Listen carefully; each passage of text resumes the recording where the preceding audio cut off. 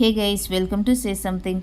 ఈరోజు సే సంథింగ్లో మనం ఒక నెల రోజుల పాటు ఉల్లిపాయ తినకపోతే మన శరీరంలో ఎలాంటి మార్పులు వస్తాయో తెలుసుకుందాం. మనం నిత్యం తినే అనేక వంటకాల్లో ఉల్లిపాయలు ముఖ్యమైన భాగం. కూరగాయలు, బిర్యానీలు, చిరుతిళ్ళు ఏది చేసినా కూడా ఉల్లిపాయ ఉండాల్సిందే.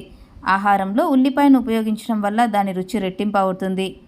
అయితే ఒక నెల పాటు ఉల్లిపాయ తినడం మానేస్తే ఏం జరుగుతుందో మీరు ఎప్పుడైనా ఆలోచించారా? ఒకవేళ ఉల్లిపాయను నివారించడం శరీరానికి మంచిదా, చెడ్డదా? ఉల్లిపాయను నెల రోజులు తినకపోతే శరీరంలో ఎలాంటి మార్పులు వస్తాయో ఇప్పుడు చూద్దాం. నెల రోజుల పాటు ఉల్లిపాయ తినడం మానేస్తే శరీరంలో పెద్దగా మార్పులు ఉండవు, కానీ ఖచ్చితంగా చిన్న చిన్న మార్పులు వస్తాయని నిపుణులు చెబుతున్నారు.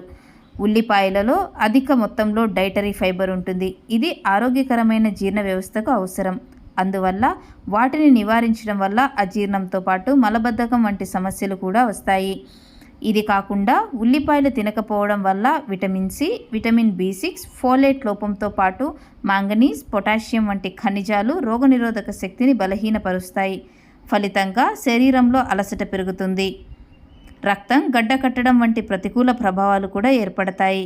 కాబట్టి ఉల్లిని పూర్తిగా మానేయకుండా పరిమిత పరిమాణంలో తినడం మంచిదని నిపుణులు సూచిస్తున్నారు.